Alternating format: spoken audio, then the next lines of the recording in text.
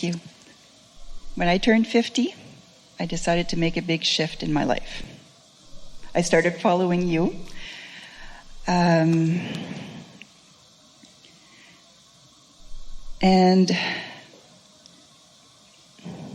I'm all kerfuffled. I'm so sorry. Big shifts are interesting because I decided to make a big shift, and the reason that you're a little confused is because we were offering a very powerful thought. And our very powerful thought was life is a series of continuing shifts, and there's rarely a big shift. It's just a conglomeration or combining of all the things you've been asking for, and then your realization of who you really are, and it translates to you as a big shift. So what's the big shift? What does it feel like? Okay, so I became an empty nester, decided to leave my husband. Threw everybody out? Threw everybody out. Or it was a natural evolution? Yes, it was a natural evolution. So you didn't make that big shift, you just went along with the flow of things. Yes. Yes. But I did leave my husband. It was a bad marriage, or near the end. So you threw him out, or it was just a natural evolution? Well, I left him and he threw me out. But was it a big sudden crescendo, or was it something that you were trending towards? Yeah, definitely. So you just went with trending. the flow of that. And I took that leap because I knew... It wasn't a leap. That's the thing that we're wanting to explain to you. Okay. There was no leaping going on here. Okay. It's just natural evolution. And if you can look at it that way, it'll answer the question that's bubbling in you right now. Because when you have confused yourself by convincing yourself that you've been taking these big leaps and now you don't know what to do, you think, maybe I leaped in the wrong places, and you didn't.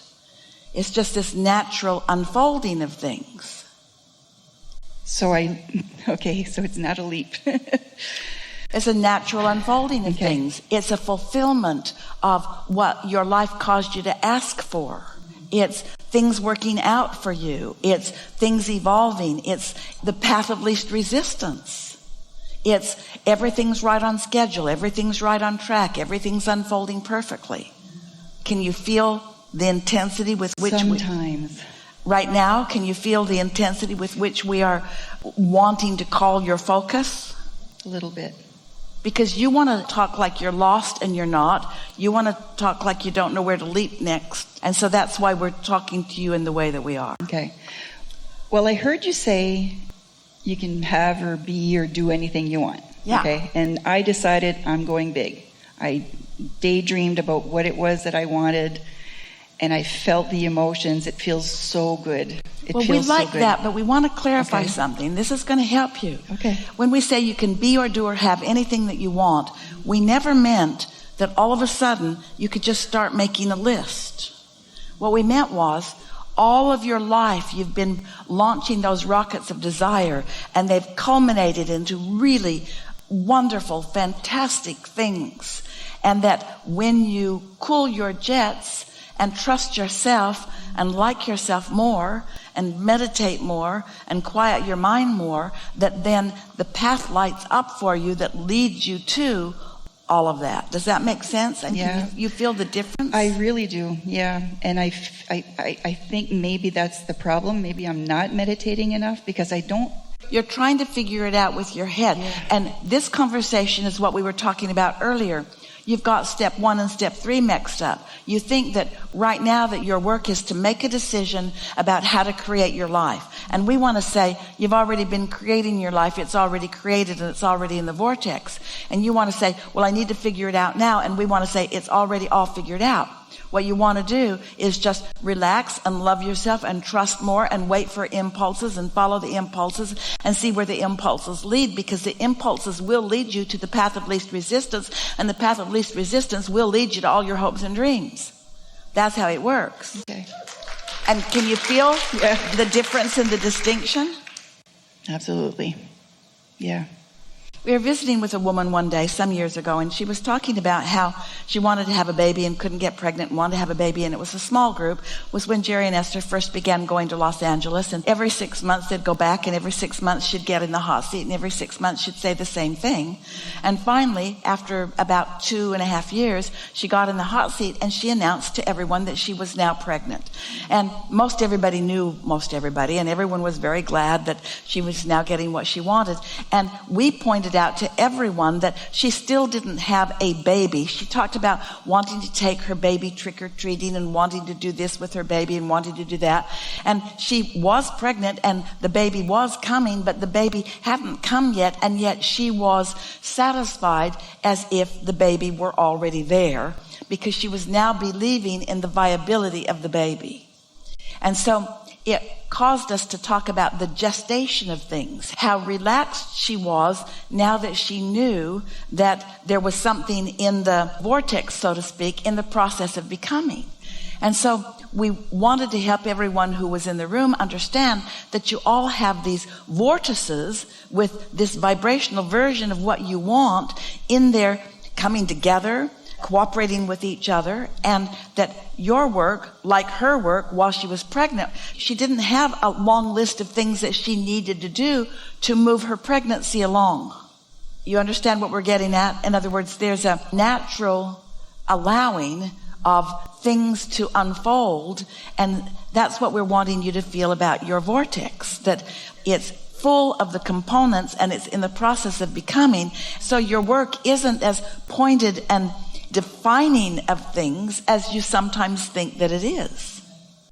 Do you believe that you have a vortex? Yes. And do you believe that your life experience is the reason that it is created? Yeah. And do you believe that contents of it have already shown themselves to you? Mm-hmm, mm-hmm. And that your life experience has already been a reflection of what's in there? Mm-hmm. And so isn't it easy with this conversation as an underpinning to expect that there's much, much more for you coming? Mm-hmm. And doesn't it make you want to approach it in just a little different way than you were when you sat down here? Mm-hmm. Can you feel what we're getting at? Basically, if I stay in this feeling of, because I go up and down on the emotional scale. We're human. Everyone does a bit. Yes. But finish your sentence. In this feeling of, as long as I stay in this feeling of love, and like I call it the heart tickle, because I really feel it feels so warm when I'm feeling. So use more words. Okay. Anticipation, eagerness, belief, expectation. In other words, milk it, shore it up with those words. Trend. When you feel like that, trend. Deliberately trend. In other words, deliberately hold yourself as long as you can in any moment in time in an attitude of expecting outcomes. It's like staying on alert, so to speak. Not urgently, but staying ready to be ready, ready to notice it. So that as pieces of it occur to you, you feel the unfolding of the path, so to speak. Because when you first sat down, it sounded like I'm going to create this thing that's off in the future instead of I'm in the process of creating. Okay. Yes. Most people are like that. They think of creating as I'm going to define what it is, and then I'm going to go out there and I'm going to get it somehow. And there's something really off about that, because you've already got it. We're talking about other dimensional kinds of things. That's why the conversation about the dream state is such a good conversation. You have created so much more than you have created, and now your attitude, it will really serve you if your attitude is, now I'm going to let more of it in. And then when you let some of it in, revel in it and acknowledge that you sensed it, that you felt it, that you knew it was coming. And once you get the hang of this, you see, your unfolding life is a continuum. It's not like I'm going to set a goal and get it, and then I'm going to set another goal and get it. It's a continuous stream of circumstances and events and awarenesses for the purpose of surprising and delighting the deliberate creator that is you. Nothing to prove. Nothing to overcome. It's like pointing in the direction of and then paying attention to what comes next and doing your best to hold yourself level and good feeling, or on the upper half of the chart as much as you can. Okay.